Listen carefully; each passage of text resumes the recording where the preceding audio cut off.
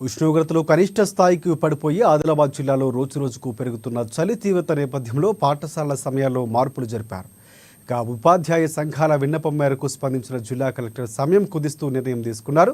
ఆయన ఆదేశాలకు అనుగుణంగా రేపటి నుంచి ఉదయం 9:40 నుంచి సాయంత్రం 4:30 వరకు పాఠశాలలు కొనసాగనున్నాయి.